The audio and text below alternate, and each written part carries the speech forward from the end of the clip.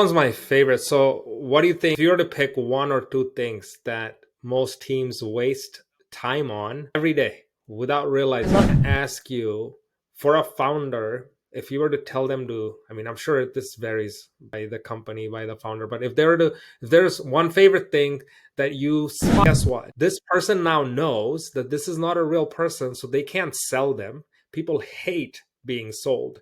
And salespeople are just like the most hated types of audiences or people.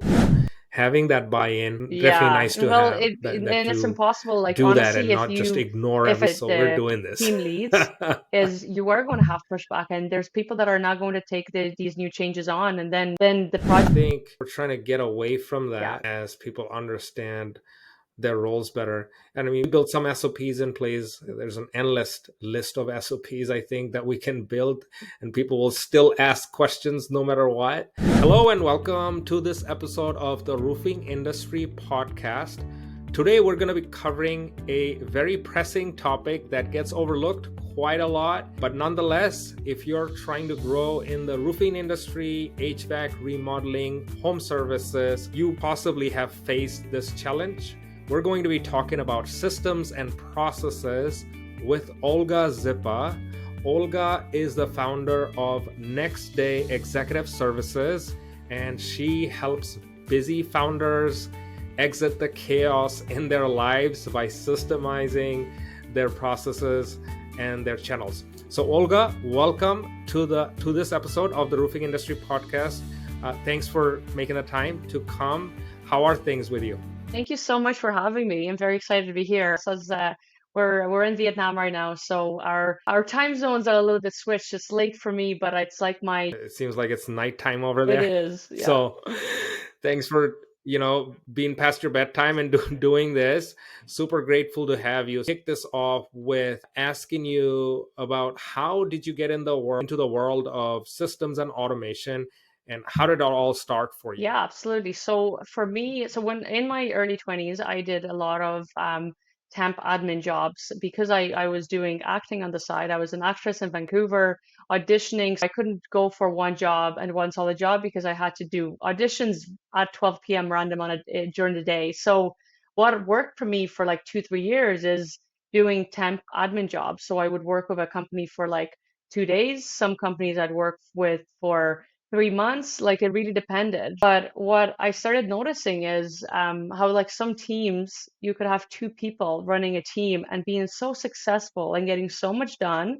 And then you have a team of 30 that don't know what's going on half the time. And what I started noticing is that came down to systems and how good the company systems were. I'm like, okay, what do these people have that are so productive with such a small team? And I started researching and I started learning what's possible. And I was like, okay, this is what I want to focus on. So that's kind of a little short, quick story of how I got into it. I had to systemize everything because as a business owner, there's so many different things happening at all times in our lives. So to really systemize and put processes in place completely changed the way I look at like busyness. Are they just busy for the sake of it, or are they actually moving the needle forward? So for me, it was just about putting as much processes and systems in place for absolutely everything, even content creation, the way I bring my clients on. What's the first thing, if someone's thinking about systemizing their business, what's the first thing that you ask them or the first thing that you recommend? But if we're talking about a service provider business, a service-based business, I always say start with what the client sees, because at the end of the day, that affects the client experience. One of the first things I ask is your onboarding, like the way you bring clients on, the way you sell your services, is that automated or not? Because if it's not, that will affect the length of time someone takes a booking in or sending the contract out. So if a service provider doesn't have any systems in place, I would say start automating your client onboarding, your sales, because that really is like when the money comes in, you just got to have a good system in place to manage it, and then you don't panic after someone says, "Yes, I want your service." So if they're like overwhelmed, what is the one thing that they should start with? Because they're like, obviously, as any business, even if you're thinking about service Yeah. businesses, there's like operations, then there's sales, then there's onboarding, then there's customer relationships, Yeah.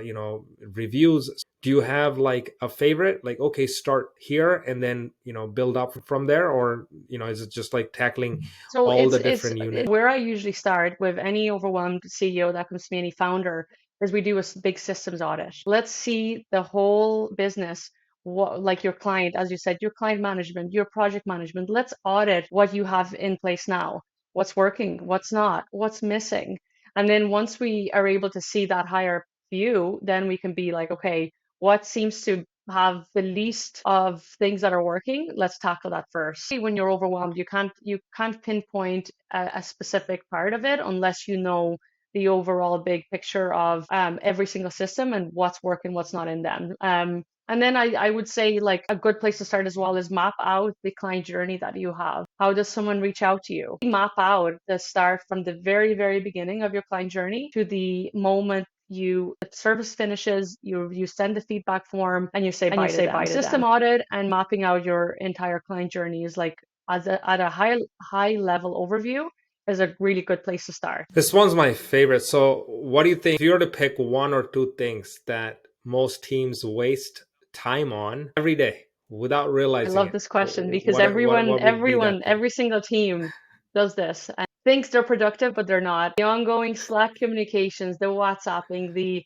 oh, where's this file? What's the status of this? Because people want to know these things. To run a business, you gotta like communicate with your team. But that's where so many teams waste time is just those like back and forth conversations about like different tasks and where's this? Where's that?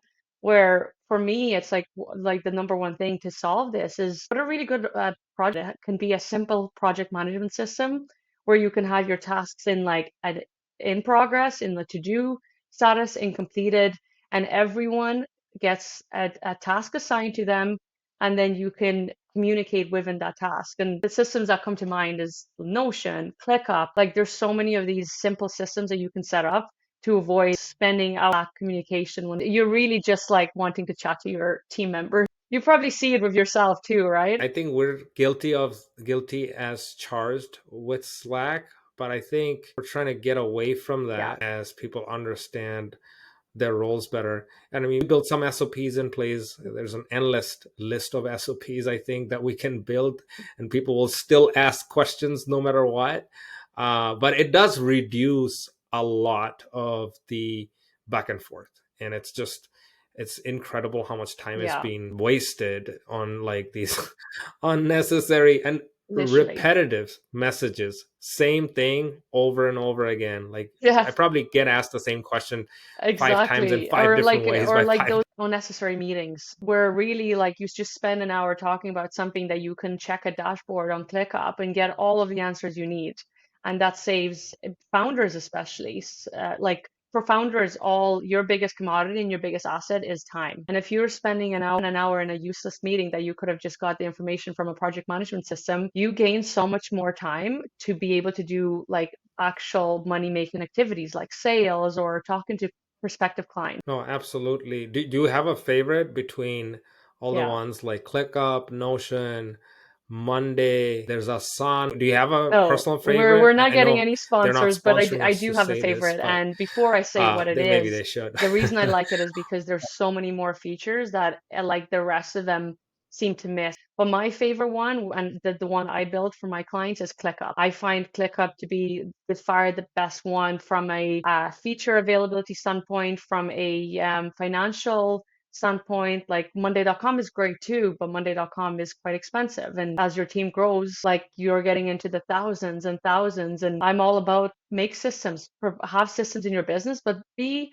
financially like responsible too. Don't just waste money for the sake of wasting it. So ClickUp is my go-to. Yeah, what's your thoughts on ClickUp? I know we've kind of talked about it in messages a bit. I don't think I'm that knowledgeable in ClickUp Hmm. to make comments, so it'd be, I think, biased because we use Monday for our systems, and then we have some integrations on Monday CRM. Yeah. I think they're about the same. I don't know ClickUp very much myself. I know Monday pretty well. What I do like about Monday, the one thing that I really, Yeah. really enjoy about the system is the training aspect is very, very minimal, especially for my Yeah. clients, so that they're not having to understand how to navigate through the crux of the different elements of the system. But so that's the key piece that I really like. Hmm. Obviously we have some internal SOPs videos on trainings on how to use the systems. That brings me to my next question. So when you do onboard a client and systematize their operations, their processes, how do you get them to adopt the technology itself? Because they might have pushback and say, no, we don't really want to learn this. This is way too much for our company. And there could be already a 40, 50, 60 person company, or a larger entity, and they have to go through all these trainings. So how do you push back on that? Or I guess, Yeah, how do that's a really good you question because a convince lot them of people don't to talk about this, see the and there's, value in it? believe it or not, I guess the would be the bigger the right teams, question, the I more guess. pushback there is. And I've gotten to the stage where my way of showing the value of is really actually meeting with every single team member, and I work with companies up to about 30, so it's possible, but when it's that big of our company, obviously I don't meet with every single person, but I meet with the team leads, and I ask the team leads to ask specific questions from their specific team. And what really helps in getting them on board of these changes is hearing them out, hearing what their personal experience with whatever is happening at the time, hearing them out. Maybe someone is just gets annoyed that they just don't have the right info all the time. So then I know what problem to fix. It's like, okay, we need a big resource area where all the documentation is there for you. And once you listen to everyone's pain points and desires and talk to them and be like, okay, well, I am going to be able to fix this issue now that you told me what it is. You'd be surprised how quickly team members get on board. It's obviously people are going to have pushback when it comes to training because not everyone likes to learn, and especially with technology, some people are allergic to it. Older generations sometimes are allergic to new tech, so I really have to be like, it's okay, we can take it step by step, but it really is just involving them from the very, very beginning and listening to every single team member, not just the higher ups, because the higher ups only have a certain vision. They don't really know what's going on the ground. So the ground people is really who I need to talk to and find out what works and what doesn't. I think I love that, first of all. And I think a lot of folks that might be watching or listening to this podcast later that are founders, execs, will love to hear that you are also getting the buy-in from the teammates, and not just, listening Yeah. to what the founder is just telling you, like, okay, well, that's great. So I think because that shows the inclusivity of the team, takes their feedback, Yeah. because you can't operate any company, any business just by yourself if you are operating at that Yeah. scale with that many customers. Obviously, being a service business in roofing, remodeling, HVAC, I mean, these are large businesses. Some of these, they have so many customers, so many touch points. So having that buy-in, definitely Yeah. nice to Well, have that and it's you impossible. Like do that honestly, and not just ignore if so we're the doing this. team leads is you are going to have pushback, and there's people that are not going to take these new changes on, and then the project, it doesn't have the success rate that it should. So yeah, I think it's huge to really, really hear everyone out, not just the people at the top. You gotta involve the team, actually. So Hmm. I feel like more founders that have the vision to grow actually want to involve their team Yeah. members, even though their team members might not want to be in the limelight. The founders are like, those are marks of great leader. Great managers will showcase their firepower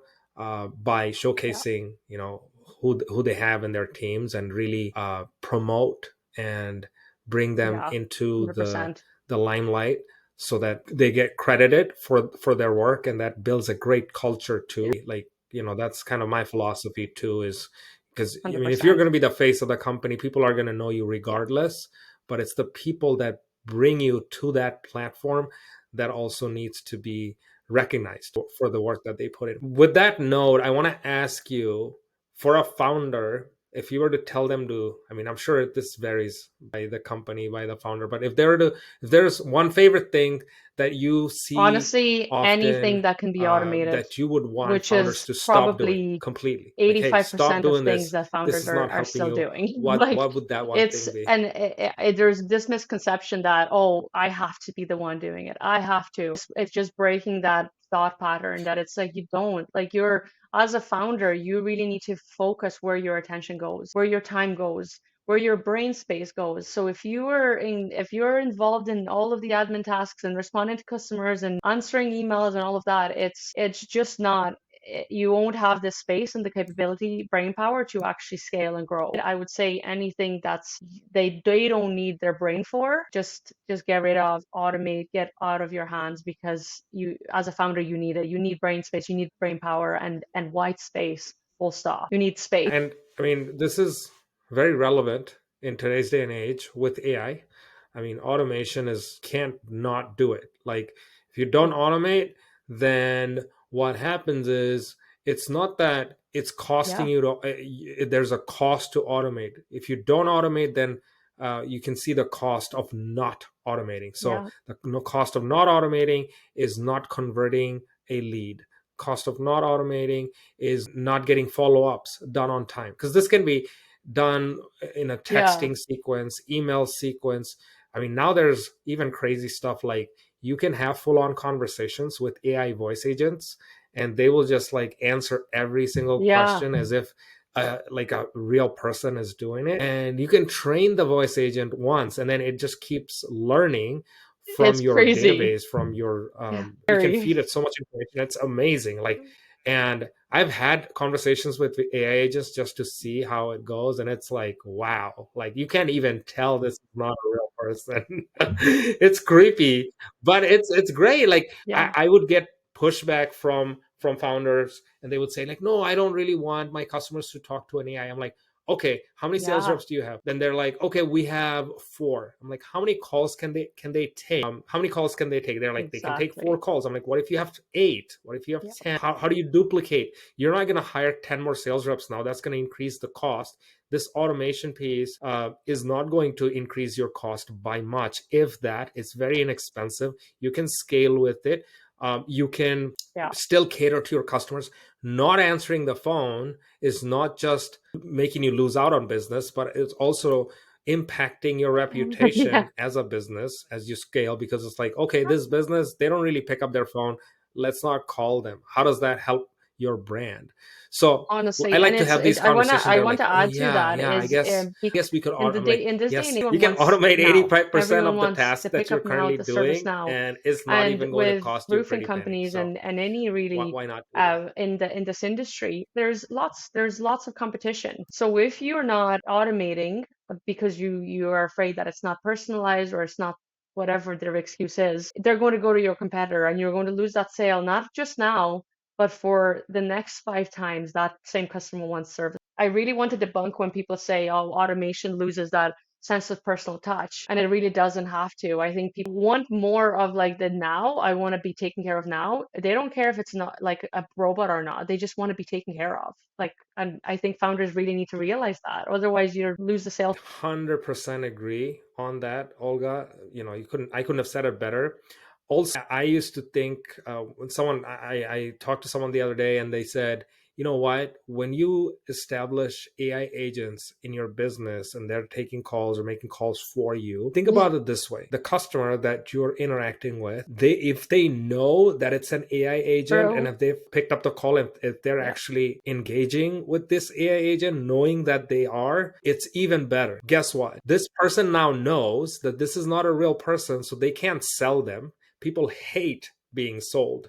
And salespeople are just like the most hated types of audiences or people that people don't really like to deal with salespeople. So now okay, well, I'm just going to ask straight questions to this AI, and I'm going to get what I need. Yeah. And if I have the information to make the decision, the buying decision that I need to make, I will get that, and I don't have to worry about someone trying to be sleazy and Yeah. slick and try to get with me Yeah. to close on a sale, give up my credit card, Yeah. or just make a purchase right now. And maybe I'm not ready, but for me to get that Yeah. information now, like you said, just right now, Amazon now, Amazon today, like Netflix now, everything now. So we're just 100%. spoiled, literally, and we will get more and Yeah. more And spoiled yeah. as technology evolves at the speed of knots, That's it. It's with AI, like automation, technology, all it of that. really those It's kind not of going mom backwards. and It's just pop going to shops keep getting that faster and are like faster and so faster. against So technology. It's It's the like instant you're going to be gratification forgotten. Like I is hate to what say we it, call it. but the And more you push you away either ride technology on and the these boat new way of or you drown doing with it. business and life, That's it. you're going to be forgotten. And it's just, there's no way around it. So things are moving very fast. And if we're not on top of it, it's, I have this phrase that I hear hear from people a lot. Like, I want my business to well, run I without mean, me. I have look at Elon Musk, exited, or like what's the his term now? Tesla businesses, his what Uh, all the businesses he has. run without He you. probably doesn't have to talk to the How team for does like a three business months. What really possible helps is to you, obviously since having a you really good develop team that you can systems? trust and leaders under the big head person. But it really, again, it comes down with if you have to have really, really good systems in place for absolutely everything. Because then the founder can take himself or herself out because you know that you've put foundations in your place that everyone in your business can make the decisions and do the jobs, can do the admin, can do anything that needs to be done because there's systems in place for even decision making. But I really like using this example, McDonald's. They're a burger company. They create burgers. But why did they get so big? Because there's a clear system in place where, you open the bun, you put one spray of ketchup, you put one spray of mustard, you close the bun, and it's ready. It's a system that is very consistent, and that's why they're so successful. I don't have the best burgers in the world, but it's because it's so fast and it can be replicated so quickly. That's why they're successful. And as a company, no matter what you're service based or product based, if you don't have those specific systems that are rotating over and over again and you're reinventing the wheel every time, you're not going to be able to take yourself out because someone's always going to need your voice and your decision and your thought process. So yeah, honestly, just systemize absolutely everything in. Yeah, that's the Yeah. dream. At what point do you think, like, is it more like when you're smaller, like, because like you still have to justify the cost of systemizing. Sometimes it's a one-time cost, sometimes it's a recurring cost of running the systems, running the tech, because essentially you're using technology to So it's a achieve good this question, with and someone like the Olga, like who is an expert at it's doing actually this. But impossible to say it based on how, like, employees. As I for a said, a company team of to two could really have such good invest in systems in place and systemizing everything it? is Is it at automated that two they employees, could four, have five, 10, more 15? business Like, than at what someone point is else. it They could have actually contractors for a window cleaning relevant? company that does everything. You just need to make sure that they know what they do. It's still only a team of two because you're contracting out the work. I guess from the other standpoint, I would say as soon as you have set offers in place, you have the customer journey, you know exactly what's happening from the moment someone inquires to the end of the service. Systemize it then. Even if it's one person team, you need more bandwidth in your own business life and in your workload to be able to scale. And without systems, you're still going to be in the day to day doing the admin and the weeding. I call it the day to day weeds. And you don't have that power to step back and actually grow. So it's not really to do anything to do with team members. Honestly, I think it's once you have a really good product in place or a service, start systemizing, and you can start slow. You don't have to get all these systems in place right away. You can start with literally like one automation at a time. Yeah, I Yeah. mean, even for me, I am biased, or in a way privileged, because I had a project managed career for a long time, so that I, naturally had to learn systemizing and automating. But I think, quite honestly, the smaller companies need it more. I'm not saying the larger companies don't. What I'm trying to get at is that being a Yeah. smaller business Yeah. needs a system that is because you don't have the luxury of 30 resources and wasting, Yeah. a few $100,000 every single year, because the bigger companies, they have large chunks of revenue that they can, I mean, essentially they're throwing away revenue, but they can still afford to do that for a while, because they're like, okay, we got some change lying Yeah. around, it's fine, we'll waste. I mean, they don't know they're wasting it. They're just like, okay, we don't want to deal with it right now, we have other big fish Hmm. to fry, or whatever, right? They might get a big contract coming their way, and they're Yeah. focused on that.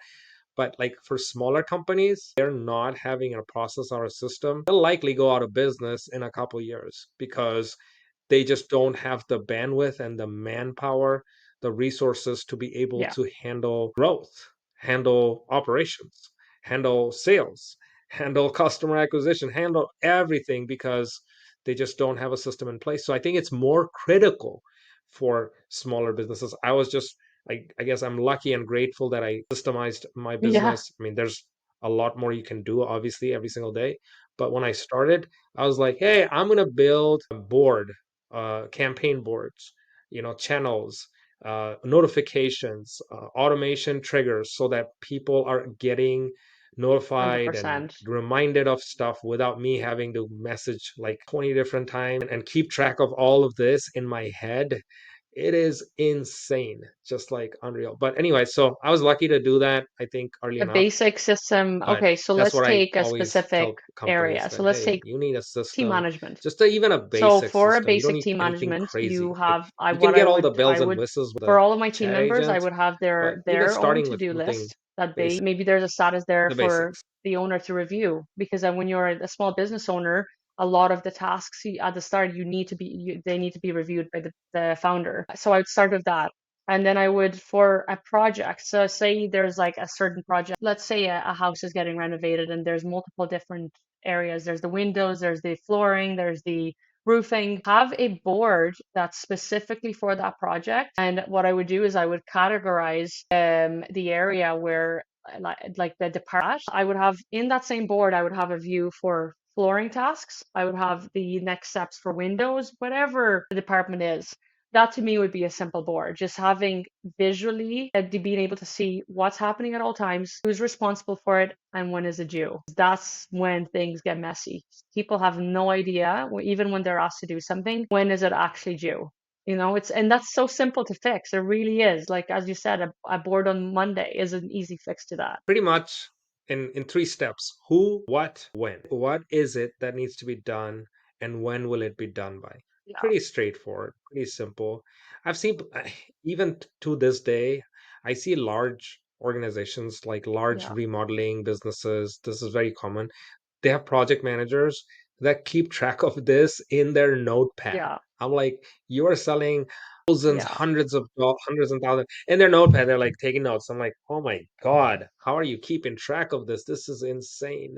But yeah, they're like, yeah, that's how we have been doing it. Some of these remodelers or yeah, contractors are in their 50s, 60s, even 70s. So they're yeah. like older generations than us. So they're used to that. So I don't blame them, but it's so hard sometimes to get them to adopt But tech yeah, because they're like, oh no, we have to and learn it's so like much. But that like, really no, do you comes know, to as well usually as what like I the do, you know how load to by use keeping Microsoft Word? Do you know these how to use Notepad? ongoing projects That's through exactly like it. That's seven different, and then you to have to do scroll this, through being and like, this where did will, I write those notes for you this? know, Where's the phone give you number? back Like the mental stress that you're 60, adding on 70, yourself eighty is just percent of so your time. Would you unnecessary. And like it's like that? Would you like you have to 80% of work your smarter, time not back? harder. And this Because is where that's what it's going systems to and do. They're like, even yeah, like as that we sounds like talked, a a good simple deal. project management and team management tool really comes in handy. Everything is in order and organized, so you're not flicking through your notebook to find information. Thank you. And I'm just curious, for, we're kind of getting to the end of the show, and this has been swell. Thank you so much. So when you build out these systems, do you typically see Mhm. that there's also, is it like a one-time build out, or is there some Yeah, no, maintenance absolutely. So, attached to it? whenever How I do do any you projects, which depending the on how big the plug system that is, you could put usually out for in like this a show? ClickUp for like a Because whole I mean, company maybe hub, people are it's interested in about a 4 week knowing that. build. And And how then does I that give them the look like? systems with Does it all the look like a trainings, one-time and then thing, or I does it usually look give like them a 30-day continuous support management?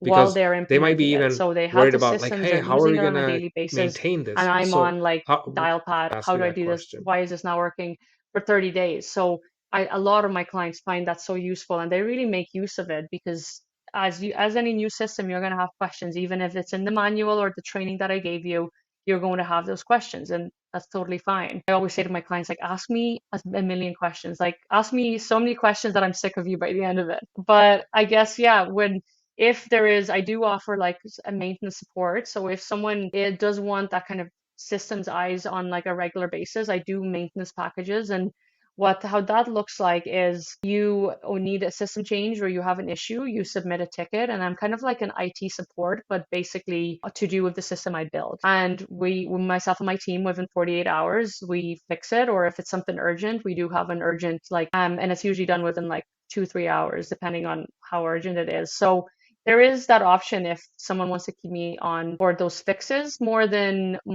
full on management. Like I'm not an operational manager, but I will come in and fix if or add things as needed. Hopefully that answers your question. Yeah. No, it does. I mean, I guess the goal for this would be for you to build the system out. Like we build out automation systems that takes us 4 to 6 weeks Yeah, to build based on the workflow. Whether you want to go fancy with AI chat agents, yeah, chatbots, voice agents, all that, because we have to train the AI too. So that will take longer. But something as basic as just like setting up notifications, text messages, you also have to set up for a phone number. So I get it. Like you want the client to be self-sufficient in managing their system because they have to day use it for their business. And then you will just phase yourself out over time, even if they yeah. need you for a So couple of months probably or so. LinkedIn is So a good that place. helps. My Well, name is all quite right. unique. Many This other has Olga been Zippas, ZIPPA fabulous. in the Thank you world. so So much. I I'm would lucky in like that way. for the You can find me audience on to know where LinkedIn, they can find you or you could online my and kind get of in touch with you. main I'll social media put the links business in is the on Instagram, description and it's at of the YouTube video, nextday.executive. or But if also you can email if me this is going to be directly, published Olga in other at channels, that's going to be in nextdayexecutive.com. the And description as well. even So if you feel have free to any let us know questions, whether you're not where can sure people what find Olga systems to Zippa use or on what the you internet. need, I do offer limited 30-minute system audits for free, complimentary. So if anyone is unsure and has absolutely no idea where to start, book that in with me. I'll send you the link so you can put it maybe in the description and they can book directly in there. But yeah, and you can find me through those channels. Most founders are going to be on LinkedIn, so that's the perfect place that you're active on there. I see you posting videos and content, pretty fun stuff. So I do follow you. So everybody that's watching this, do follow Olga on LinkedIn. Olga Zippa, I will drop her LinkedIn profile link in the description, as well as her social media and her booking link if you'd like to book a consultation with her. And for those of you guys watching this episode, again, this is Nazar from the Roofing Marketer. We wanted to cover a totally different topic for you guys today: Thank systems and you. processes. We talk about roofing and construction in most of our episodes, and marketing, but we often forget the fact that we also need systems in place for our businesses to run efficiently. So Olga, thank you once again, and thanks everybody for watching. I will see you in another episode. Hopefully we'll have her again in the future. This is me signing off. We'll see you again at the Roofing Marketer podcast. Thank you so much.